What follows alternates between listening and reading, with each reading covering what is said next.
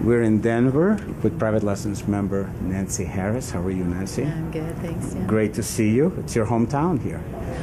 Sort of. Sort of? For 42 years, I suppose that's hometown. That's great. Well, we met in, where was it, Louisiana, right? In New Orleans. Yes. And then I saw you. Conference in 04. So I think that's when you became a member of Private Lessons.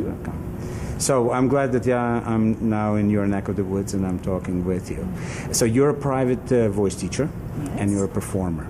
How many students do you currently teach? I think it's 42. I lose track.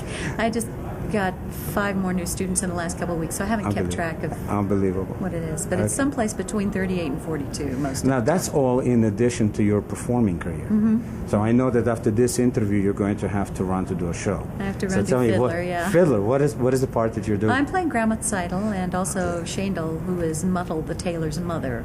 It's not a big part. It's part of the ensemble, but it's sort of she threw me into everything she could. That's fun. That is great. But you also are involved in opera. You sing in opera. I'm a part of the regular part of Opera Colorado's chorus. That's great. Tell me, I know that last time, I think, was it in Seattle that I saw you again? I think so, yes. You were either beginning to work on a CD, it was a jazz CD or something. Tell me a little bit about it. Well, it's finished, and I have to finish all of the technical, apply for this permit and that permit. I see. Okay. From all the different publishers, but it's done. So. That's great. So, and it's going to be released in the near future, and hopefully we can get it. We just have to do all of it. Like I said, those permissions take a long time because some people have disappeared. You know, the companies that originally had the rights. You're looking for mechanical so we have to figure out how to find them. Yeah. Okay, that's great. But you're also, while this is happening, you're now recording a second. Yes. And what is that? We're about halfway through that one. So. And what is the genre? It's basically jazz ballads. That's the thing I'm best at. I really love Michel Legrand. He's one of my favorite composers. That's great. And whatever Lola wants, those kinds of things. I haven't. All right, so you're having fun with that. I do. That's super. Tell me, in your private teaching practice, what kind of students do you get? I mean, what are they interested in learning? Classical? Is it jazz? Popular styles? I'm a vocalogist, which means that you get 9 more graduate hours beyond a regular master's degree. Okay. So that you understand the science of the voice better and can use the equipment if you need to, and so on. And basically, it's sort of like the level of an audiologist who will do a screening, but you go to a doctor if there's an issue. It's the same kind of thing. So my approach is that for the first 2 or 3 lessons, they don't really sing. They come to me and I walk them through a whole video and slides and so on of all of the different, how the voice works, what the skeleton really looks like. Most people don't know we have 2 skeletons.